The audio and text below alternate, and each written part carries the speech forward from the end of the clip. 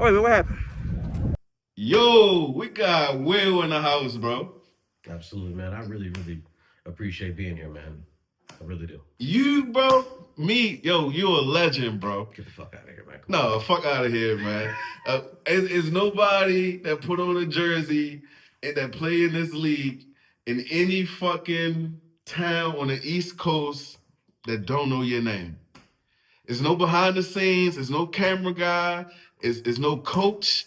It's no concession guy. It's nobody that don't know your name. And if that's not a legend, what the fuck is? on. Man, listen. One, I appreciate that, man. I'm not sure that's the wide consensus, but if you say so, man, your credibility is everything. So I appreciate that. I appreciate you, bro. Yeah. But with all that said, where to begin, man?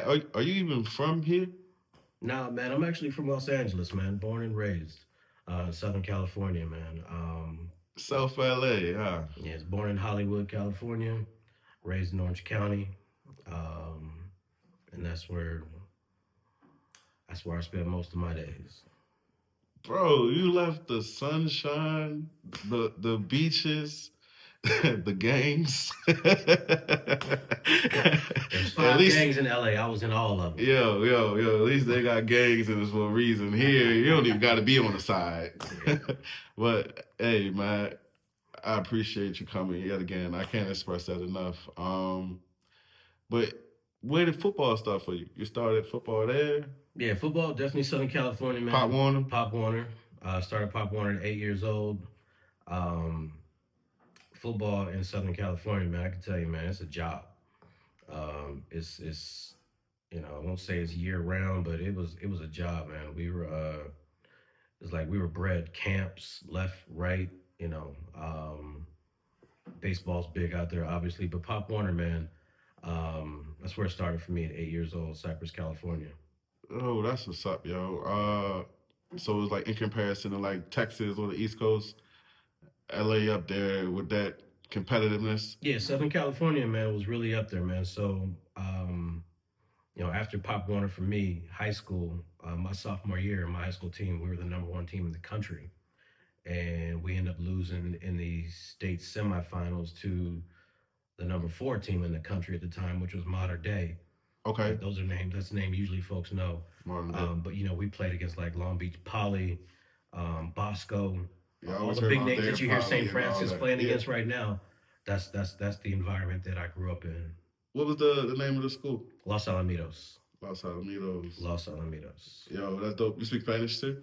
No, man, I just love Oh. Dominican dog. No, yo, I be worried about ice on a daily basis. No, man. bro. You know, if I'm gonna get swooped up or not. what they say, LA, Maryland, and LA at the same time is like melting pots for real. They are melting And, pots. and I know the culture there is, like I said, five gangs and, a couple of them, however that go. But yeah, you play college? I played baseball, man.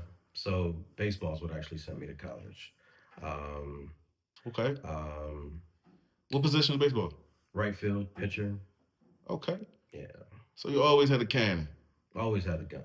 So like you had a specialty pitch? Nah, man. I threw hard for a little guy. You know what I'm saying? I'm not 6'5", but I threw decently hard. Um, could run. Back then, obviously it's the heyday. Yeah. Could run. Could hit. I don't know, man. When you referring, man, you keep up with the plays, man. Man, listen. I don't know if you seen the highlight going around, man, but I'm getting ran over here. That's my signature right now. It seems like every social media is getting ran over. No, man. What happened was you just traveled too much in the off season. You didn't get your workouts, man. Referees got to work out too. Hey, man. So right field and a pitcher. What was your fastball speed? Fastball got up to about 96.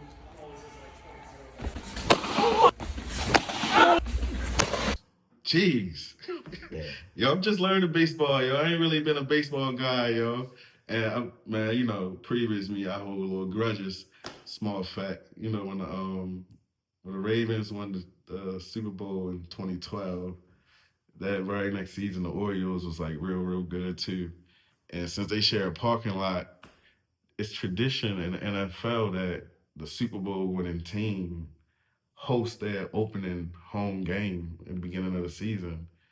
And the Ravens lost that opportunity just because the Orioles ain't want to share the parking garage or the parking lot. Look it up, man. Perks of winning the Super Bowl is that your team gets to play the opening game of the NFL season at home on the Thursday before the first NFL Sunday. At least that's how it's been for the past 10 years, except for last year.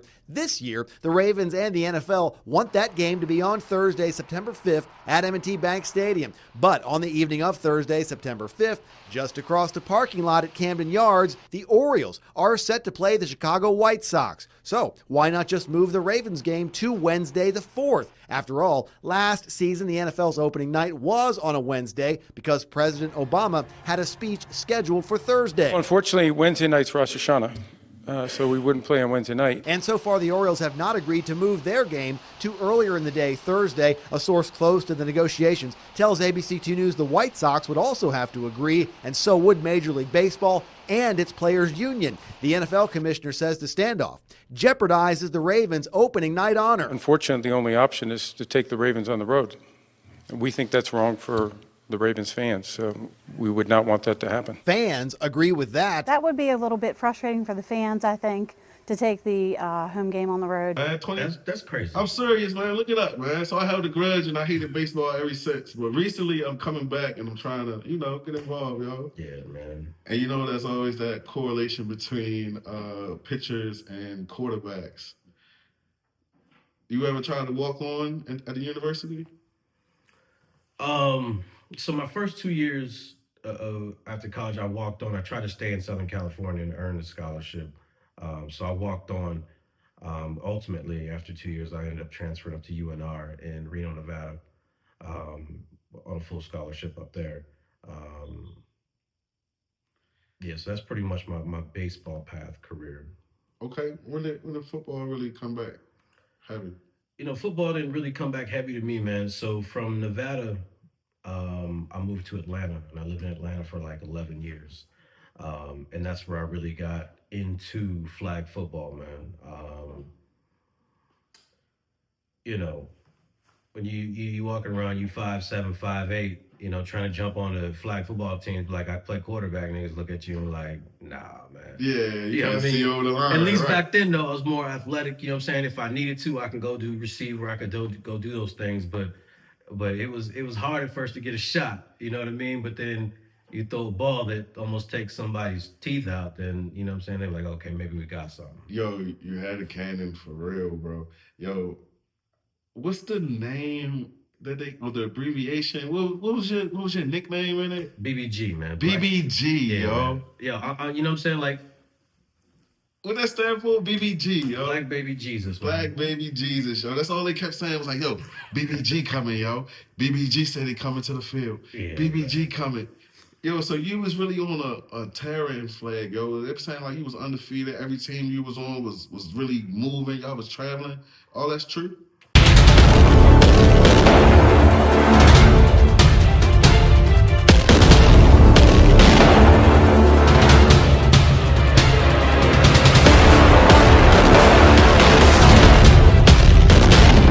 I don't know about that undefeated stuff, but we got a couple national championships in different styles, 8-man, 9-man. My team, Georgia United, we used to travel all over the country and play. I think one of my favorite destination, and I mean we went all over the country to every major money tournament there was, but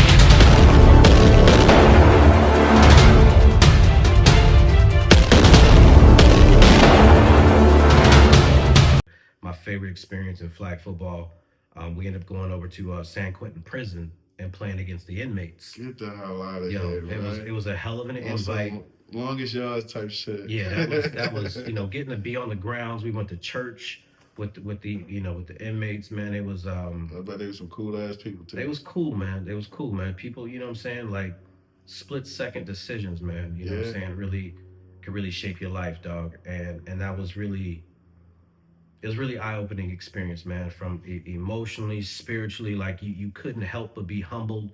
You know what I'm saying? Like we'd be on the field and be playing against a team, and this like bell would go off that us as civilians we couldn't even hear it. We didn't know what was happening, and the prisoners would all like take a knee on the yard and stuff like in the middle of games, and everybody get we couldn't. We were standing, so we stood out, man. But that It was was like that some was camp probably or something.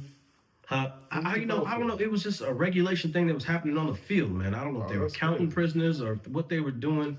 I don't know anything about that process, but Georgia United, man, that's that really got the reputation going across the country as Yeah. far as our team, my name. But on the East Coast, um, won some national championships down in Florida, like I said. But I've been playing for a while, man. I've been playing for a while up until I had found Town Beef, man. Yo, I was gonna ask about that. I was like, so from Atlanta, at some point you moved to Moved to Baltimore. Maryland or Baltimore, and you played flag here. Mm-hmm. Still, you joined the flag leagues here. Yeah, so I played for a team in DC when I first moved here, HUH, um, which is Howard University Hospital. Um, HU, okay. yeah, great team. Um, we competed well, man. Played for a few different teams. You know how flag goes Yeah, sometimes. and the reputation still carried though. Yeah, what I'm saying. In order to, you gotta have a little something going for you to be able to go to different teams. You know what I mean? Yeah, And be able real. to still play. Yo, so Town Beef, how did you hear about it? Um, Man, I can't remember how I first heard about it. All I know is that my first call was Marcus Cole. My first You call, called Marcus or Marcus called you? I called Marcus. I called Marcus, and I was looking for a team. I was like, yeah, how do I get involved in this? You know what I mean? Like, I live over in the Mount Washington area, and come to find out, I'm 3 minutes from where y'all play up at CC Jackson. Yep. Um, my first team in Town Beef was with Marcus and the Assassins. For real, yo, I don't know why I thought you came in with the Panthers or something. So Panthers got introduced to, so that's Town Beef, got introduced to a little bit of A7 with the Cobras, Yeah. the Jersey. And then when I came back, I messed with the Panthers a little bit, man. Okay. But I ain't gonna hold you, dog. And I remember we was playing for Lamel too when Yep. you came with the Panthers, because that was my introduction to you in person. I finally got to see the man behind the abbreviations. Like, yo, BBG. I'm like, man, I ain't calling his ass no fucking BBG. But you got there, man, and immediately I saw that you snapped into a leadership role. You absorbed the lights and the action, and when guys looked to you, you had something to say. Um, you definitely came in, and what I thought you elevated and brought in with you was standards.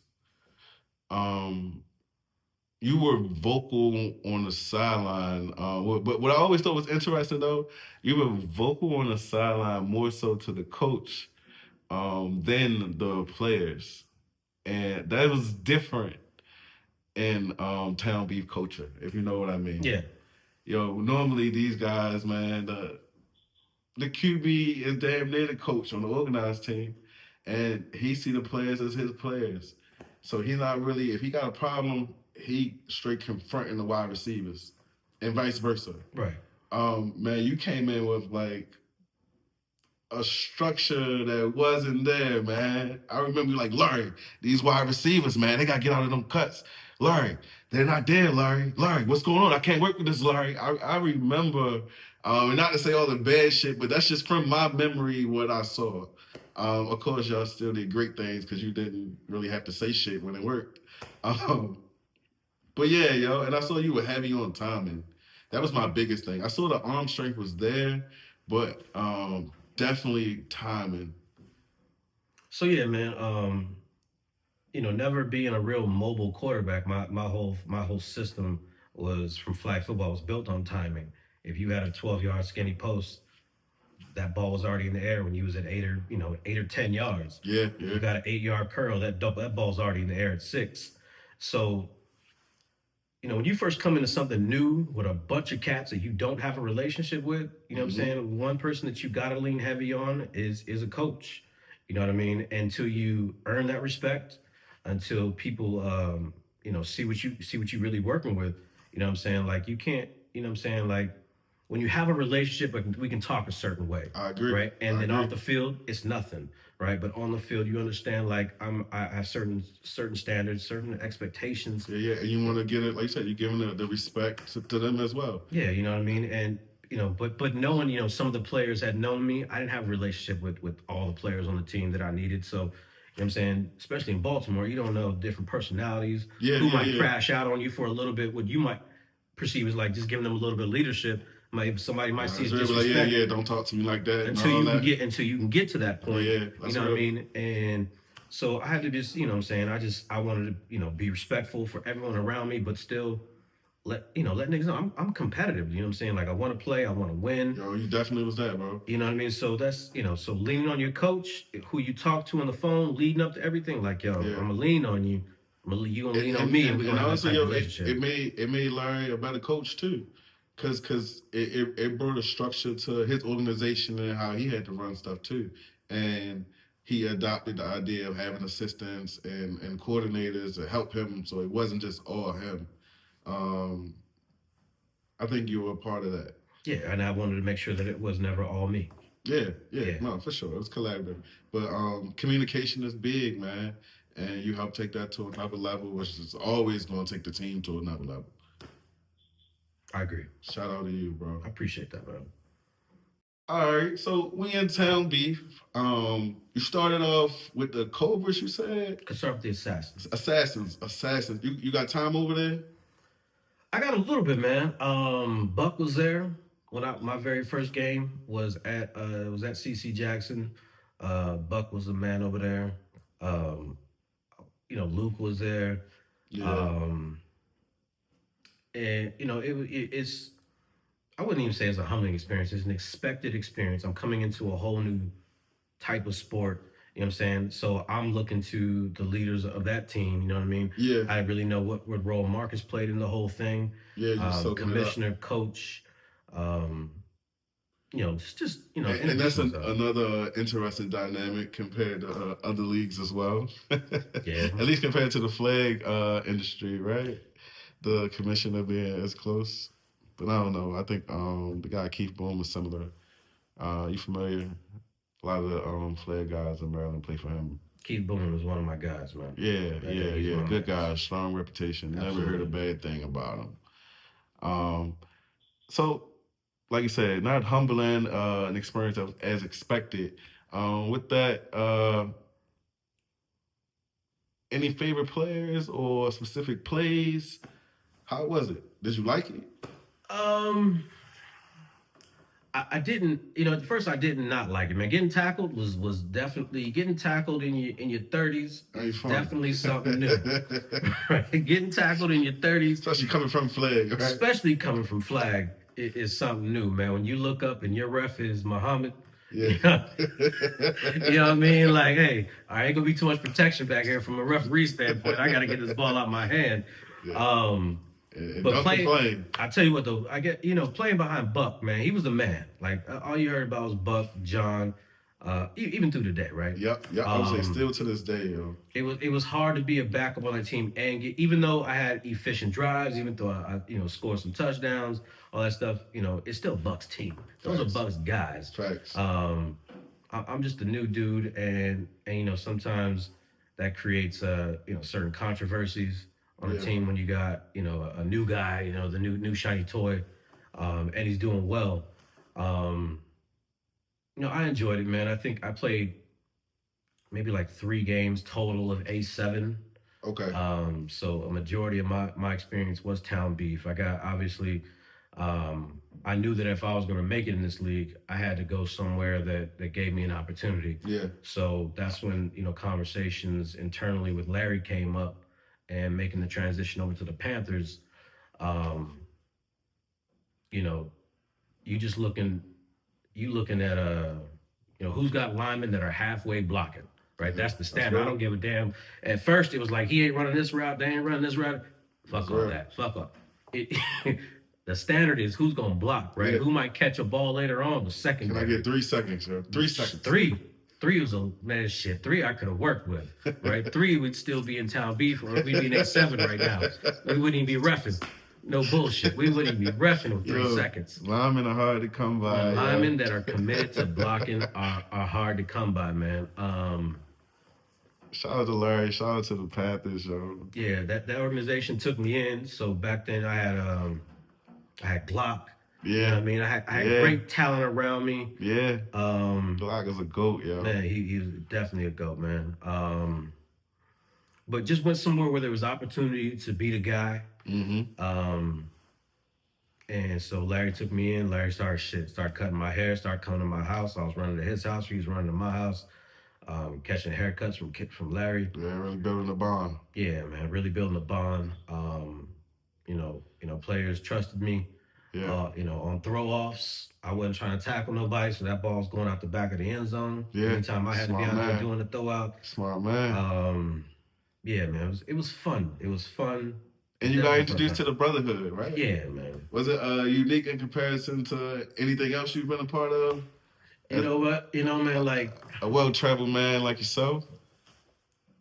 The thing that caught me off guard most back then is like, you know what I'm saying? Obviously you could tell I don't have a Baltimore accent. I was in an interview like, where you from, dog? Like, you move different. Like, you just move at your own. No, that's like, real. Yeah, man. Like, having to get through that awkward time was cool. But nah, man, it was definitely good times back then. What were you asking? I'm sorry. The brotherhood, experiencing the brotherhood. You know what I do wish, man, is that more of us got to hang out off the field. That I got to actually get more of a personal relationship with some of those guys. Yeah. And I think that whole experience between Assassins, Cobras, Panthers, for me, it only lasted like a year and a half for me. Oh, right? Okay. So I wasn't like deep. Yeah, because the seasons, it was a quick turnaround. That was another thing too, man. Like we was playing like almost every other season. Yeah, but the flag football tournaments like that would take over my schedule as well. So having to miss weeks, my team, we were traveling all over the place. I didn't play. I still played with our Georgia United team, which was made up of like 10, 11 teams of just player personnel, traveling all over the country, getting in these bigger money tournaments. Yeah, I was going to say, but that was money. Yeah, I was making money. Town Beef wasn't about money back then. Yeah. So I can't blame you for making money. I wish we could have been competing and making money for Town Beef. That would have been great, yo. But year and a half though, then you decided to ref, or what? What made you stop playing? I'll tell you what made me 3 seasons. I was open to refereeing, right? What school is that? That's Connections High School back there, right? I'm there the day that that Nick Mays suplexed Lenny.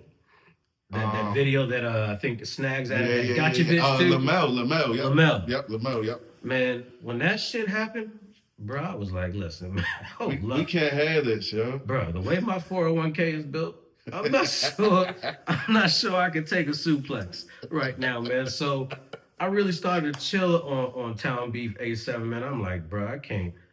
You know what I'm saying? I can't be out here filing no fucking Aflac claims on Monday morning, dog. This shit is crazy out here. Real shit. So I think I was sitting around for a week or two, and Marcus had hit me up. He was like, yo, my man Leroy, God rest my man's soul, Leroy, man. That man changed my life. But he was like, yo, Leroy need an extra ref. Can you run up to Dick's and you might come out refereeing? You're already familiar with the game. You know what I'm saying? You may not know all the rules, but you're familiar with the game. And you know what I'm saying? Can you come up? I'm like, yeah, I'll go grab it. So that was really, man, Town Beef, being introduced into, Marcus, Town Beef, like that changed my life. That honestly changed the trajectory of my life at the level that I'm officiating right now. Getting serious about officiating. Meeting Leroy changed the financial trajectory of my family. Something that I said at his funeral back in 19. I remember being at a flag football tournament. We were at Nationals in Florida when Marcus called me. And I remember that moment like it was right now, where I was standing in line at the concession stand, Marcus calling me. He's like, man, you got a minute? I'm like, yeah, what's good? And and him just giving me the news that Leroy had passed, man, that really that really got me. But at that point, though, up to that point, though, when by the time he passed, I think I was already reffing the season, probably like 2-3 seasons. Yeah. I I was was already already. 2-3 seasons That's in. when he was handling the top portion. You had the later ones. Yeah, y'all was already working it out, man. Yeah, we was already working it out. Yo, man. Leroy, like I said, Leroy brought so much structure to what we had going on with the referee scene. And I never thought about it from the perspective of how it could affect trajectory and how far you dove in it and the financial gain. Yeah. It's only been recently where I started thinking, I'm like, yo, damn, why didn't I just take my town beef knowledge and go ref? Like, all this damn knowledge for no reason, man, as a coach, man. Because I always thought that was one of the downfalls that A7 / town beef had. It's ridiculous how many players hit me up, how many former players hit me up to referee this thing right now. And, I would never gatekeep an opportunity from anyone. Yeah.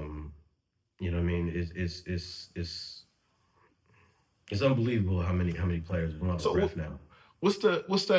I'm gonna get back to that thing that I think is missing from Town Beef, or what's missing from Town Beef A7. Mm-hmm. But what's the market like for referees? Is it something where like a bunch of people are retiring, or do referees ref forever? Like, what's the turnover rate? In officiating, there isn't really a turnover rate, man. These guys are reffing well into their 60s and 70s. There's a referee shortage nationwide, man. In anything like the real, certified referees in just about any sport, man. There's a shortage of referees, man. And if you were looking to, ever get involved, man, the younger the better. I regret not getting into officiating. I didn't understand that when you don't know, you don't know. Right. You know what I mean? And to become as passionate as I have about officiating, it all started with Town Beef. Being introduced to it, meeting Leroy, him making me go to the classes, to get certified in certain sports, all the way through doing college ball now.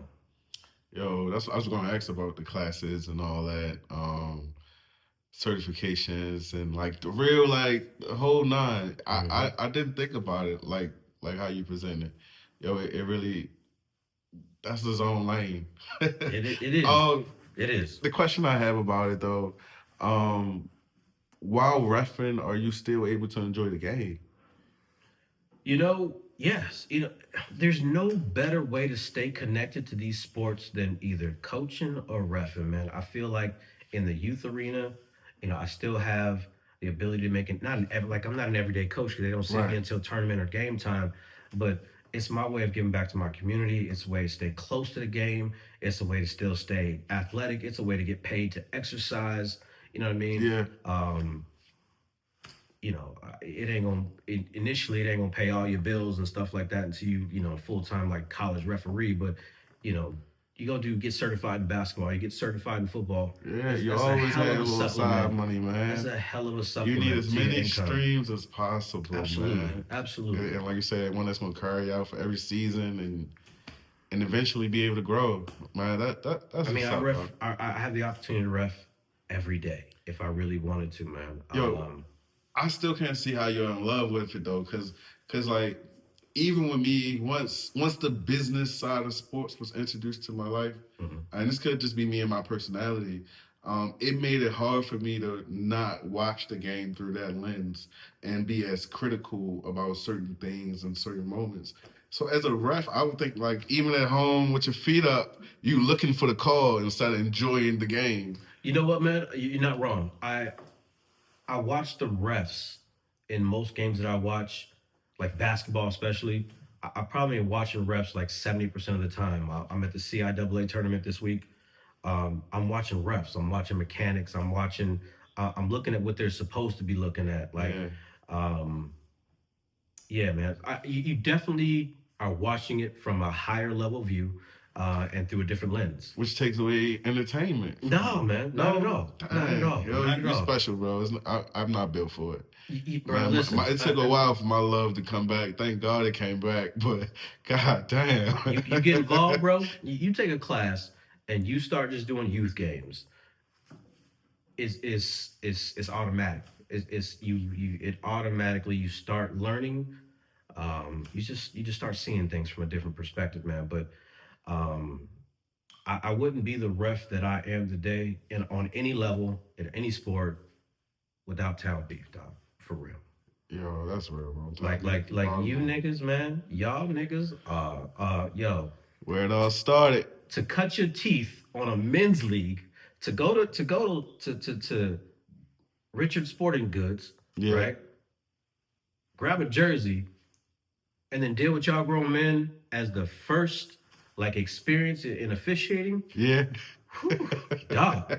Prepared you for everything. Dog. Right? Like talk about like New York, like if you can make it here, you can make it. If you can ref in Baltimore, you could ref anywhere. You know what I mean? So I truly believe that, man, and I'm grateful for all the experiences up to this point, man. Yo, that's what's up, bro. Yeah. Yo, referees, yo. I might really have to think about this, yo. How much the class cost to get started? I think some classes are like $50-$75. No way, bro. Yeah, it's less than $100. That's a small investment for what could really pay off in a major way. Absolutely. So Yeah, it's gonna pay itself off first year. you can referee year-round basketball, between basketball, football, lacrosse. I love lacrosse, yo. I didn't know a thing about lacrosse until I moved to the East Coast. So I took the class. Next thing you know, I'm doing D1 girls lacrosse. That's what's up, yo. Yo, and not to mention, yo, flag football is about to just be bigger than it's ever been before. Being an Olympic sport now is crazy. Yo, I was tapped about that, some time back. At the time, I just didn't have the time to take it on. I didn't think it was going to grow into this. I certainly didn't think it was NFL backed. fact. But that's definitely something that's coming back around right now, being that it's a high school sport now. Yeah, I learned it was going to be an NFL backed when we did that Rough Touch Football League up in New York. Mm-hmm. You remember that? Yep. The guys behind the production team was giving us the inside scoop between that, and they was kind of saying like, the direction that we're in now is where they were trying to go back then. That's what I'm trying to say.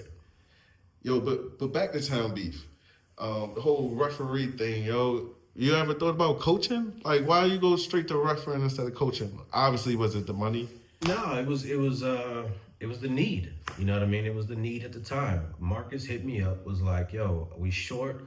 That's where we always need a ref, y'all. Yeah, we was short. Niggas was tired of player refs. The real refs tired of the damn players. Yeah, listen, you know what I mean? It's one thing for a player to offer a fade to the ref, but the refs offering fade. You got Snags and Mo, goddamn ref. Yo, it's getting You know what I'm real, saying? yo. You know what I'm saying? You're So, right. and I was like, man, you know what? That's a way for me to stay involved and stay close to this game, man. And it's in my neighborhood. I can get to Dunbar in 10 That's minutes. real, I can yo. get to CC Jackson in 4 minutes. So we spoke about being a fan while being able to ref. Hopefully that apply with Town Beef. And if so, yo, what's your favorite rivalry, yo? I'm not even gonna ask favorite team yet, but favorite rivalry. Out of respect, I'm not gonna ask favorite team. I would, as a man still moving in your career, I want to be as transparent to myself and the viewers. I don't think that would be in your best interest for me to ask favorite team. With hopes that one day, whoever that team is, may appear again, and you get to ref that game again. I'll tell you what. Or not. One of my favorite players is from Army. I'll tell you that.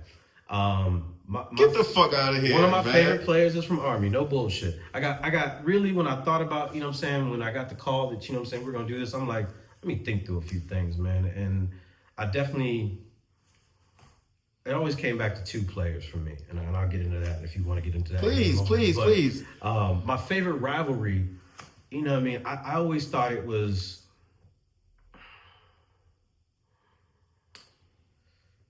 for me, it was like a, and these are just the top rivalries, man. But like the Bulldogs were always involved in great games, man. They were just a physical team that on another level, man.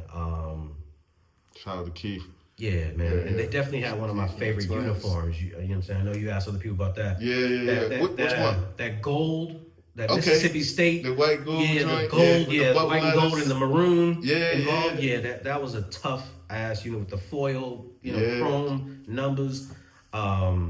Bulldogs, Bulldogs, Vikings, Bulldogs, uh, Gators. You know what I'm saying? As a ref, man, coming from being a player, you're a fan, dog. That's And real. those were the games that sold the most of the concession stand, that brought the most people out through the gates. Army Bulldogs. So for players, for a ref, shit, for me, those games were Lakers Celtics for me. You know what I mean? Those were the big rivalries. Those were the big games that you wanted to get up for, that you knew folks was gonna be cussing and fussing. Yep. You know what I mean? It was Ravens, gonna be Steelers, yep. Absolutely. It was gonna be all that.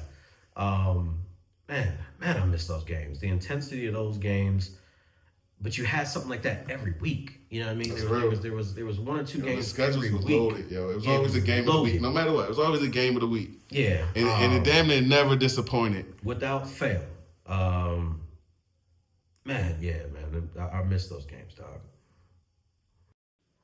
Yo, I can't lie, yo. The Bulldogs was a tough ass organization, man. Yo, they represented Park Heights well. Yo, shout out to Keith, man. He always had a fucking competitive roster.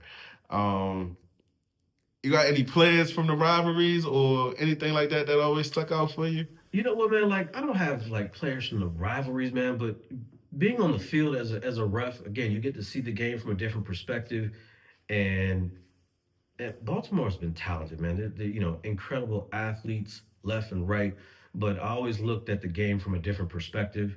Yeah. I'll tell you who my two favorite players back then were, right? I already said one is from Army. From Army, and I don't think this get highlighted enough, but both special teams players, right? Because they both made a difference in the game from a limited standpoint, which was special teams. They made the regular plays at wide receiver, running back, things like that. But between Byron and Mike Gonna Make It, those dudes were game changers.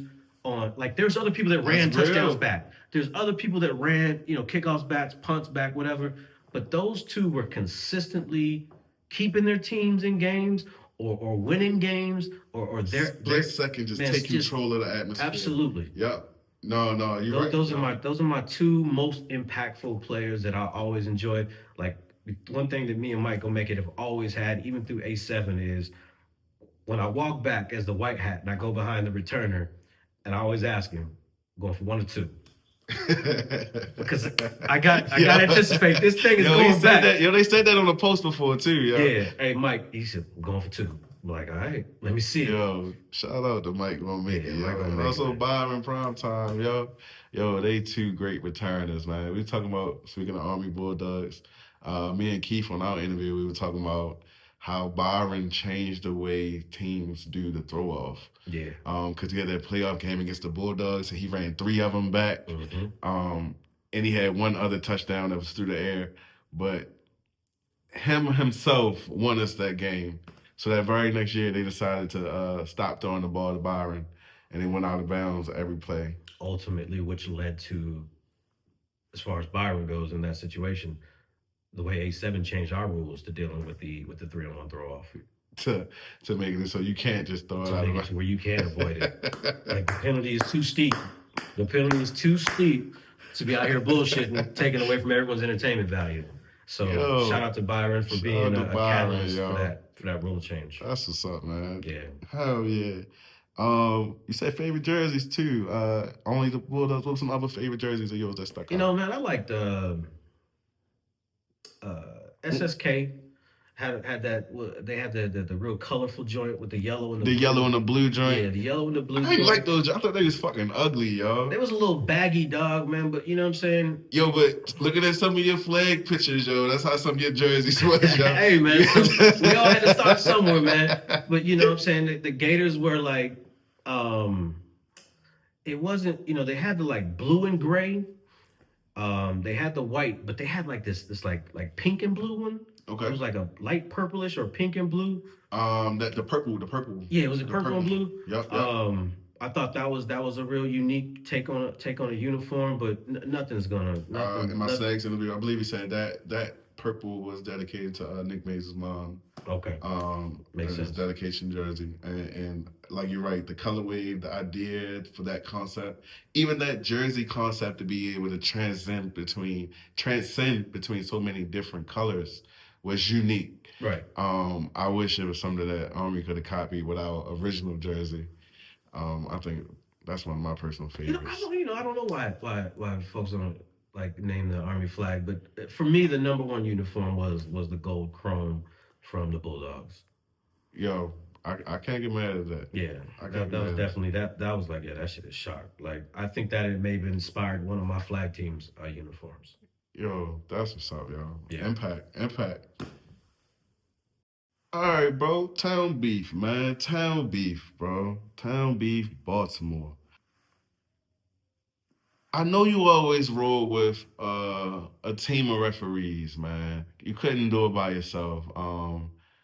When Town Beef originally started, we had one referee. Then we were convinced to get two, and let's see, three, and then some games we got 4. Mm-hmm. How many refs do you think we really need to ref a Town Beef game? To be efficient and keep the game safe as possible, and keep blood pressure as low as blood pressure can be when men get together to compete, minimum 3. Town Beef definitely fucked my blood pressure up. Minimum 3. Yeah. Minimum of 3. Your blood pressure and mine both, man. Minimum 3, big games. I'm comfortable with 4. Yeah. I think 4 is like efficient. Yeah, you know what I mean? Like, if obviously it's a cost thing, but the big games, to give all the players the respect of getting to this point and making sure that, I prided myself, man, on trying to make sure teams didn't leave that field feeling cheated in their experience. Now, I know things don't always go your way. Yeah. But you gotta, you know what I'm saying? You gotta navigate those things, and you just gotta manage the situation as best as possible, man. Man, talk about teams feeling cheated, yo. To be fair, as a man of my word, whatever I say, when a person isn't present, I want to be able to say it when a person is present. Out of respect as men, as brothers.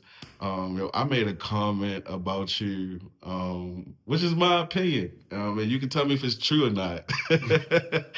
Which interview? You know the comment I'm talking about? Nah, hit me, dog. God damn it. Who was I talking to? I want to say it could have been Snags, yo. I say, yo, the thing about, and I preface it like this. I say, I know I'm for sure done playing A7 or coaching A7 now once I say this. I said, yo, one thing, it was Keith, me and Keith interviewed. I said, yo, one thing about Will, you got to be on your best fucking behavior when Will is the fucking ref, yo. Because he's calculating from the time he get to that field to the fucking time he don't fucking see you no more. And that split second could fucking cost you the game. So when you see him, it better be yes, sir, no, sir. You better not step on his fucking foot. You better not fucking none of that shit. But that's what I said. If it's true or not, who knows? That's my opinion, though. Once I took on the role, man, like, especially after Leroy died, man, that was a heavy burden on me, dog, to know that I got to organize this thing now. That's right? Real shit. And I got to be on top of shit. So that's when I actually got involved with Ryan DePaul as far as A7 and Town Beef of writing the rules. Yeah. Right? There were so many holes in the rules. Things that I wouldn't have recognized if I hadn't taken the classes and if I hadn't been studying to take these high school exams or take the college exams or go to these different college tryouts for different sports. Like, one thing you got to be on top of is your rule book. Right? It can't be a whole lot of ums, ahs, I don't knows, especially when a coach has a question. But man, I never had it out for anybody, right? But at the same time, let me say this. When I very first started in Town Beef, man, like, I didn't realize how much I was going to love refereeing. Yeah. Real talk, 100% no bullshit, dog. My day didn't even start until, at least I got threatened at least twice. Shit wasn't fun for me, until I got threatened at least twice. Man. My day didn't start. I was like, okay, now we can go. We here today. No, that's real shit. It just, yep. We came normal like a motherfucker, Okay, so now shit's real, right? Because, Baltimore is a different type of place, dog. You know what I'm saying? I lived in some major cities like, LA, Atlanta, This is the absolute most unique big city that I've ever been in, man. And um, I tell you what, one of the best compliments I ever received as a referee that I remember to this day over any compliment of, you know, this was the best game we've ever had refereed in any other sport, a coach, an athletic director. The best comment I ever got as a referee is in Town Beef, and it came from um, Thomas Ratliff. Ratliff, That's dog. my Ratliff. man, yo. Shout out to Tom. Can you please tell Tom we need an interview, bro? What's he bluffing? He bluffing? Can you please Ain't tell no way. Tom we Ain't need no an interview, way. yo? Ain't no way. I don't know if he just don't want to participate in the process. I know for sure he don't like cameras. But tell him it's more of it's a vibe, man. We just chilling, man. This has been super comfortable, man. The way you quarterback this whole production is A1. So no bullshit. There's no reason anybody shouldn't step in here. Whether you think you're a TV personality or camera, or, all that, whatever. Thank you, bro. Thank you. This is very comfortable. But the compliment. The compliment that he gave me, he was like, you know why I don't fuck with you no more, especially when I see you rapping to another ref over a call. He said, I know you would rather take an ass whooping than someone dictate a call to you or talk you off your spot.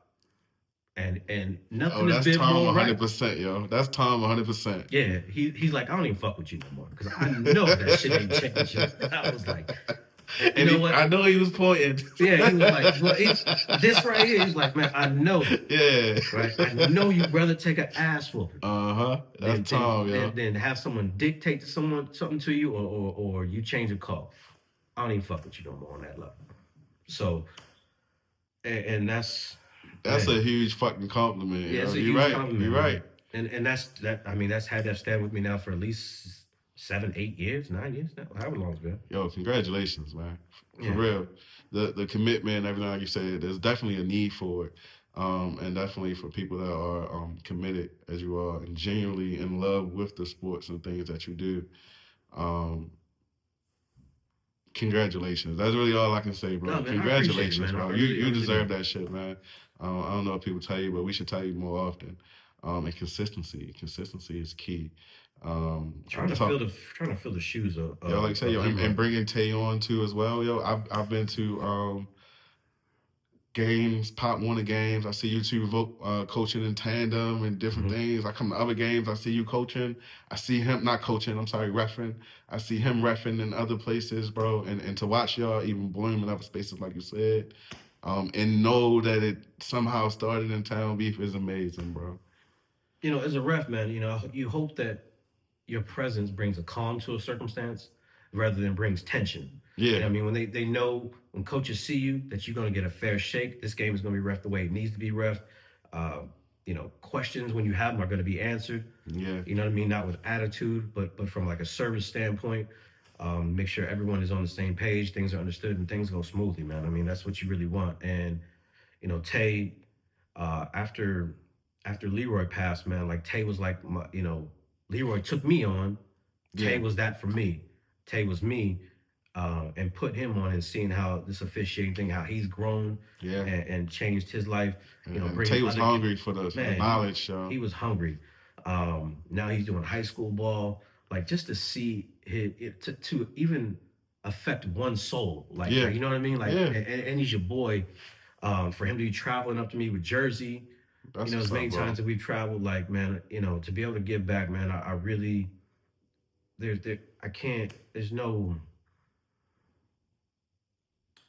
really, really, really appreciate what Leroy did for me. And so I try to make sure that any opportunity I can to give anybody that's trying to go down this road in any capacity for whatever motivation you have, the opportunity or the information to go and do so. Yeah, for real. For real. Shout out to that, bro. Yo, I appreciate you sharing the perspective of a ref, yo. And that's why I think this interview is super important. I got my favorite refs, yo. You got a favorite team of them? I know you said Tay for sure. Me, yo, Brandon, one of my favorite refs of all time. And what's the stocky ref? I forgot his name right now. God damn it. Um, you remember stocky ref, yo? Yo, listen, let me tell you something, man. When I first got involved in reffing in Town Beef, man, y'all niggas ran through like 60 refs, dog. Y'all niggas was unrelentless. Y'all niggas were the most unforgiving, non-grace having, like, Man, shout out to my man Brandon, yo, Brandon was a real one, dog. Shout out to Brandon and Reggie. Shout out to Reggie, yo. Reggie, listen. my dog. Reggie, I apologize, Reggie. Every time I bring Reggie's name up, yo, I'm gonna apologize, yo. I was out of character. And it breaks my heart that, and this is off subject, but no A7 season here in Baltimore, man. Not being able to work with those guys in this capacity. It break your heart. It blows me, man, dog. It really does blow me that the state of this sport in Maryland right now. It is what it is. Yeah. We're going to do whatever we can to build it back, even if it's not on an A7 level. I understand the impact of Marcus and everything that he had to do with Town Beef. But as far as referees, man, like Bernard, the old head, light-skinned old head, he was fiery, but he demanded respect. Everyone respected straight him. Up with it. He got more unk status than I did, and I wasn't looking for status. He was willing to go to his car more than some of the young niggas. I ain't gonna lie. So, my all-star crew was definitely Tay. Yo, Bernard was selling candy and all that shit. There you go. Come selling glizzies at the you know what I'm saying? Brandon and Reggie. I was about to say, yo, you guys say my man Reggie, yo. Yeah, with those between those four refs, the five of us. Brandon really my man. Brandon A1 with it. Brandon, you can't play with Brandon. There was two Brandons. Brandon with dreads and ballhead Brandon. I'm talking about Brandon with the dreads. Okay, with the dreads. Yeah, you couldn't talk to him any kind of way, man. I remember him and Snags almost got into it once. Yeah. You know what? Actually, man, publicly, man, I owe Brandon an apology for the way that I handled that situation, because that led to him no longer officiating in A7 Town Beef, and I was wrong, man. It was, and he and I will know what this is about. But I was gonna say, I don't know your part around that situation with Snags, but I handled it poorly. But that whole situation was bullshit. Even the approach and shit, man. Shout out to Snags, man, who spoke the importance of mental health and guys going somewhere to talk and getting therapy. Mm-hmm. I think that was just one of the moments where, cry for help. Snags was just willing to go off. Because even being there, it was undeserved, yo. Yeah. Snags was 1,000% wrong in his approach to that situation. It's unbelievable to me, like it's not unbelievable. A7, I'm sorry, Town Beef, man. Yo, but those games meant so much to people, every bro. fucking thing, dog. And that's what me and Milk was talking about, yo. Those things, for some people, it's just football, but for some people, it's way more than fucking football. It's way more than football, and I don't mean this on any derogatory level, man, but you got guys that have never really, won at life. That's real. You know what I'm saying? And this is, didn't play real competitive ball. You know what I'm saying? Never had a jersey with their name on it. Never had a jersey with their name on it. You got some niggas that stopped coming and doing what they doing, extracurricular on the side to make this their focus. And that's why Marcus will always be a legend and a pioneer and a lifesaver. Right? I can't imagine where some of these cats will be if they weren't there on a Sunday. You know what I mean? All the gunshots we heard from the field. No, that's real. You know what I'm saying? Thank God that. And how crazy was it that we kept playing, right? Lost, man. Man, shit. Like you said, I'm sorry, I made stuff on that moment. You're right. Yeah. But yeah, man, Town Beef was a unique environment, like no other. And shout out to Marcus. I can't wait for Marcus' second interview and the things we're gonna touch on and go over. And Marcus deserves his flowers, yo, at every stance, bro. Yeah, man. We gotta give him some shit, though. We gotta give him some shit. He was responsible for some shit. He's responsible for some shit. Talking about responsibility. Well, before I get to that question, were there any games that you didn't want to ref? The ones where you seen it on the schedule, like, shit, I should have gave this to somebody else. You know what? I ain't gonna hold you. It wasn't games that I didn't want to ref. It was that location I didn't want to ref. I didn't want to be the main ref over there at that little field behind the church. what was that little joint over there? Lombard. Yeah, off of Baltimore. Yeah, Man, we made sure everybody was safe at Lombard, man. Shit, back there. Only thing you had to worry about was me with a laminated rule book. That was and it. then fucking running out of lights and all that other shit. Like it's Fenced in, yeah. I think there was never a game I didn't want to referee. There were certain coaches Yeah. that I knew what to expect shit from. You know what I mean? And I don't know if you was pointing at me when you said that. hey, or not, listen, you know but- what? I'm gonna be honest with you, man. I'm gonna keep it 100 with you, man. Like you were one of the more pleasant coaches to deal with, no matter what the situation was, right? Because it wasn't 15 niggas talking to me. It was you and me. I knew the definitive person to go to. I knew the definitive person's questions that I needed to answer. Yeah. Right. It wasn't every Johnny Cochran behind them, like making a case like you had control of your team. I didn't have, you're always gonna have 40 niggas yelling at you. For sure. But when it's time to actually have a conversation, get some explanation, you would come to me, whether we agreed or not. I gave you an explanation, and we would move on. We had a conversation and we kept would going. move on. But other teams that didn't have that structure, right? You didn't, you know what I'm saying? I knew I could go to that with Keith, with the Bulldogs, but the Gators, because of their arrogance and who they were, and the top dogs in the league, like they was crazy to deal with. Real shit. Any Marcus Cole related team, That's right. would be crazy because you got Buck. You know what I'm saying? You got, and it wasn't, not Marcus is, I wouldn't say Marcus is great with confrontation, but he wasn't the one that would. Marcus has to barely be on the damn sideline, man. He in the fucking stand somewhere. He at the concessions. He talking with him at the gate. Out here fake passing out. Get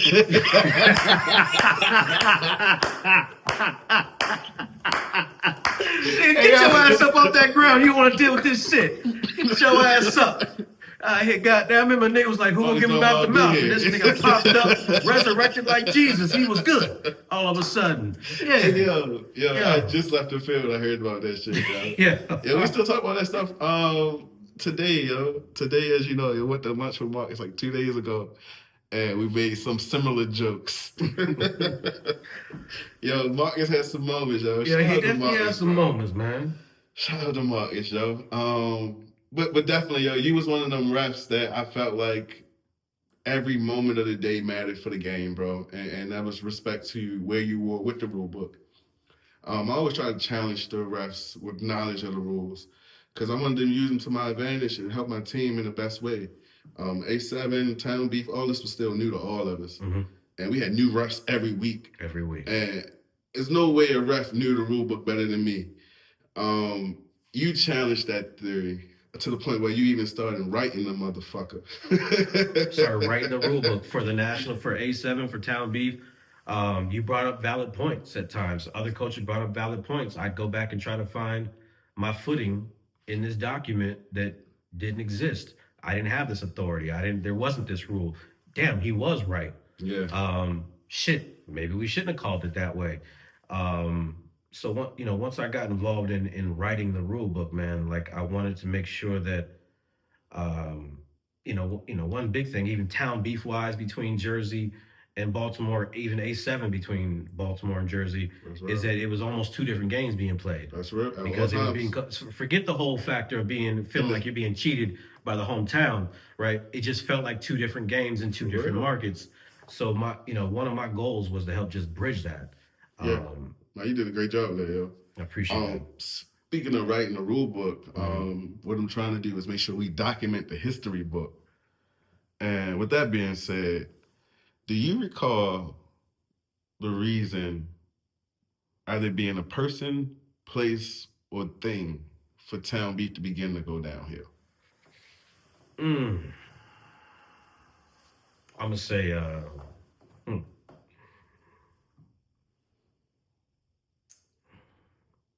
initially it was Marcus Cole passing out in the field on schedule, right? You knew Marcus was trying to get away from the field. He was getting some pressure from wife at home.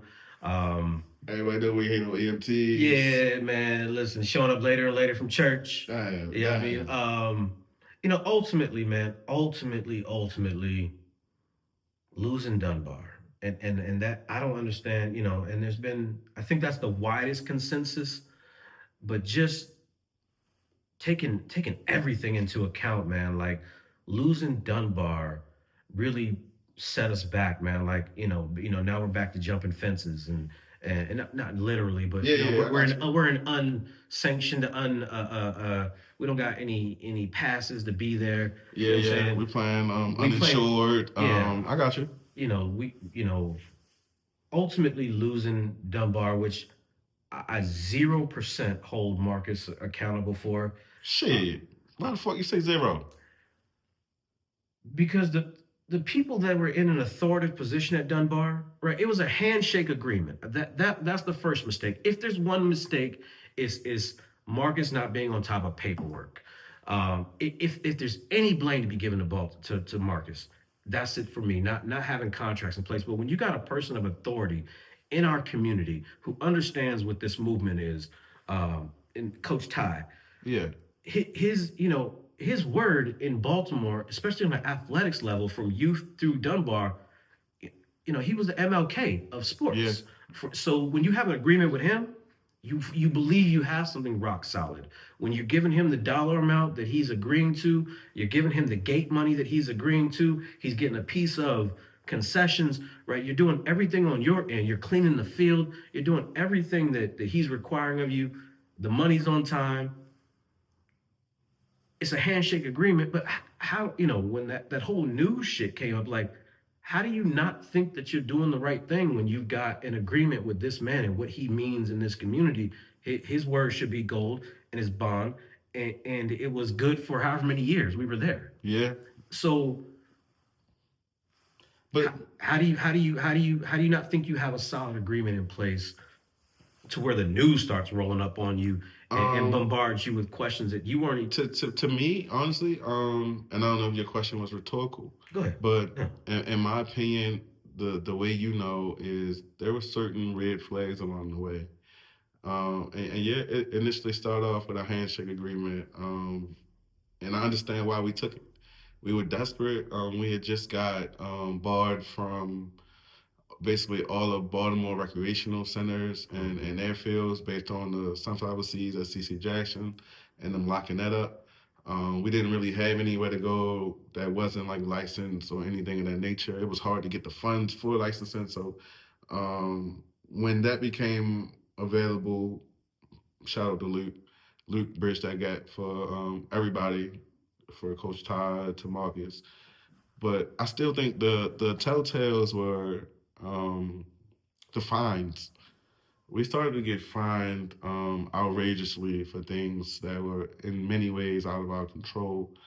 Some stuff because we just didn't have the structural organization required for a location like that, like to tell people not to jump the fences, to do whatever. Oh, the only thing we can broadcast is on a Facebook page, and that doesn't account for every fan or every visitor that's showing up to the field that day. So we'd be docked $80 here or whatever this money here. And when we couldn't gauge it or put real numbers on it, I think we should have questioned stuff a little bit more and dove in more. I think there was a lot of times where Marcus just enjoyed being the face, the Messiah, if you will, versus the things that it took to maintain said roles. Like you said, coming from church later and later every day. We got full games scheduled this day. You only make it to see one. You don't know what's going on in the background, nothing like that. And that's on us too, as far as setting out budgets and to make people account for things and realizing that we made a mistake trying to make this thing as cheap as possible. But that's all hindsight now.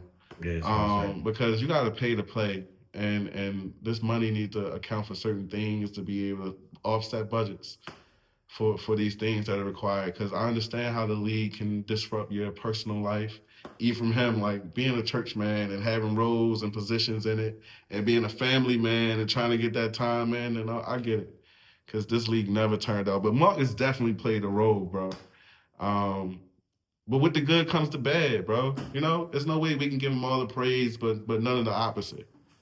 I mean, you might know some of the little back end stuff that I don't, man. Like, Now, I know basic shit. I mean, I do, but it's mostly basic shit to me. Man, I go to Dunbar games where they jump in the fence all the time, but we're getting taxed for it. You expect just someone like Marcus who represents you to just stand up for those types of things. Exactly. I think that's what I was trying to when say. you're not really paying the money that is really required to have a facility like that, $80 is nothing. But the problem is though, we didn't see it as a business. We just were people that loved the sport and thought we were just playing football and maintaining the league. But in reality, even Town Beef Baltimore should have been ran more so as a business. We should have had petty cash. We should have had random things. You know what I mean? We should have had a lot of things in place. But when you don't know, you don't know. Luckily, this ride was educational for us all. I think I always appreciated the way that you challenges the status quo. You know what I mean? To try to get those things in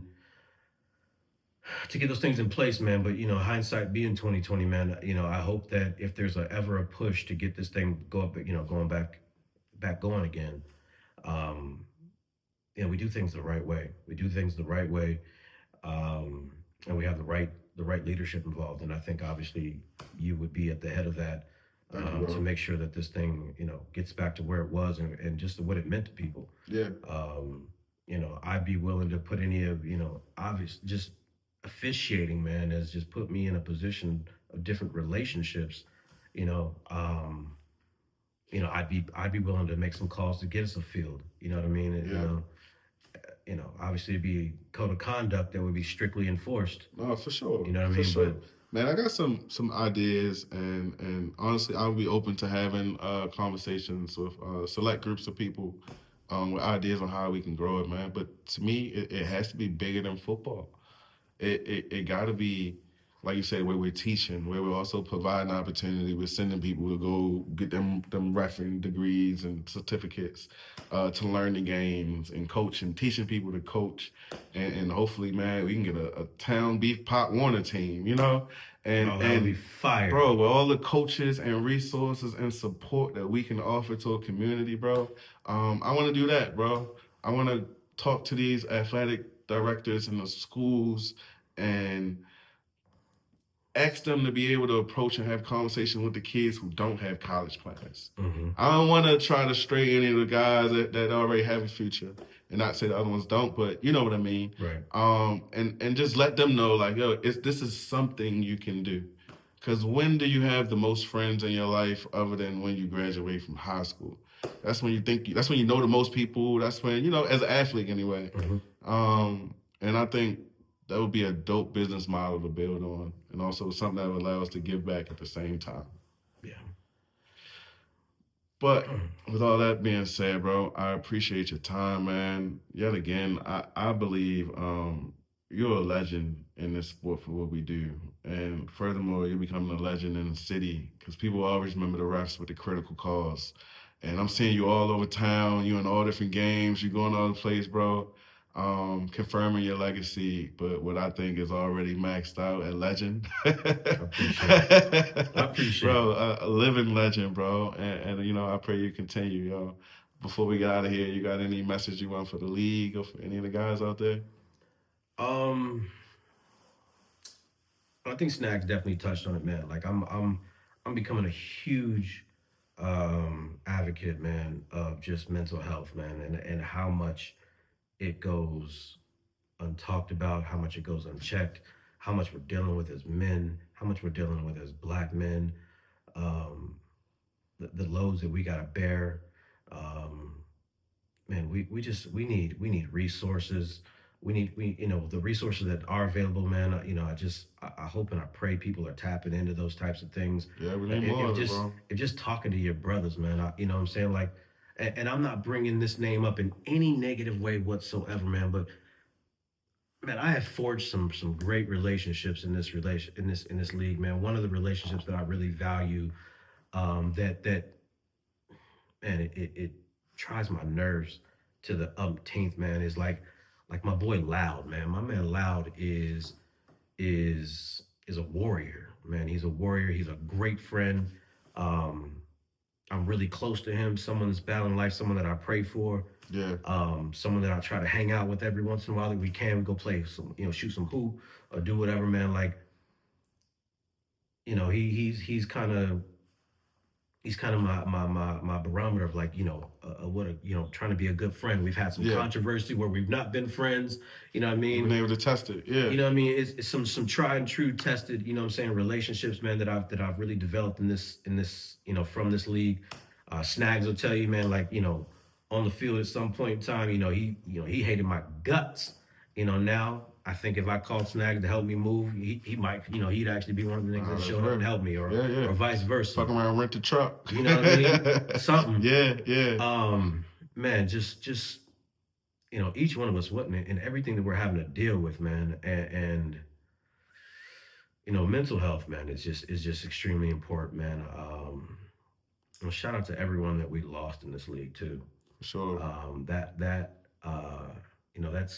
I'm not from Baltimore, you know what I mean, but Yeah. I have felt every loss that we've had in this league, from Pound to Slick, and anyone else that was maybe I didn't know as well, man. Just um, man, I pray for the men in this league, dog. That we become the men that we were designed and that we are supposed to be. I really do, man. I really give a shit about the community that we created, and that's why I'm as heartbroken as I am that it's disappeared. We had a little bit of it left with this A7 thing, Yeah. but the fact that we don't have it now, man, I feel like responsible in the failure of our league. Maybe I should have stepped in sooner with resources. Maybe I didn't know, or I maybe did or didn't know I had at the point in Yeah. time. But man, um, I'm looking up, man. I'm really hoping, man, like someone like you will revive this shit, and anything I can do in to help, man, I'm willing to. I appreciate that, bro. Yeah, man. And I feel you, yo. And not to prolong this, but this is a point that I didn't touch on that I meant to earlier.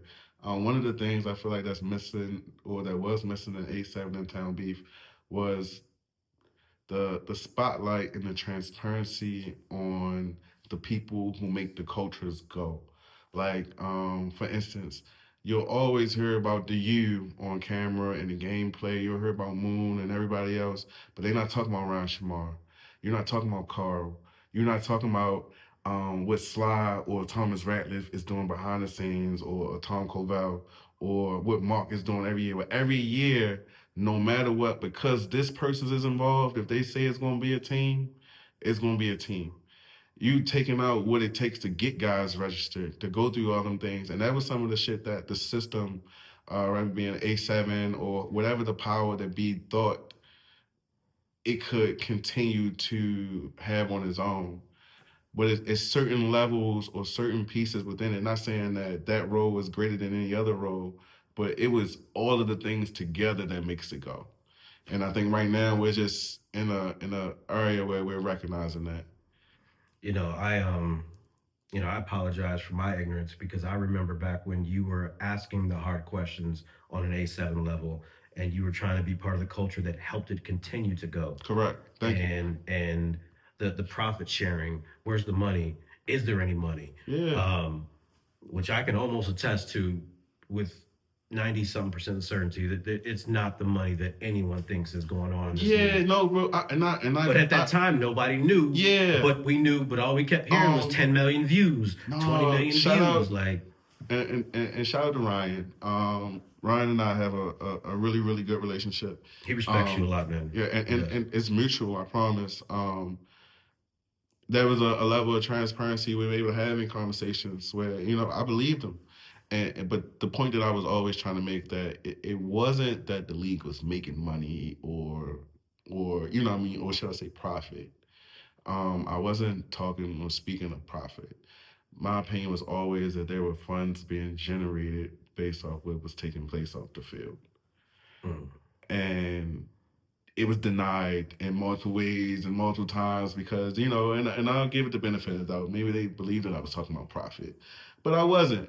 But that's a different conversation for a different day that I would love to have, bro. We can definitely have that conversation, man. Yo, thank you for everything, bro. Thank you for coming, bro. And yo, mental health, like you said, bro. Fellas, go get checked out, man. Watch that blood pressure. Take care of your health. And go talk to somebody, man. We all got some sort of insurance, one way or another.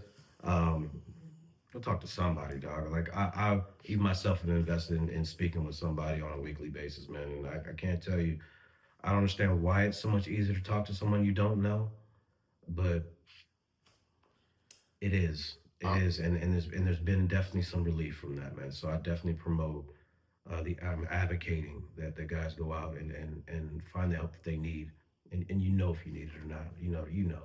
Yes, sir. Yes, sir. For sure, man. And drink your water, man. Y'all be easy. Yeah.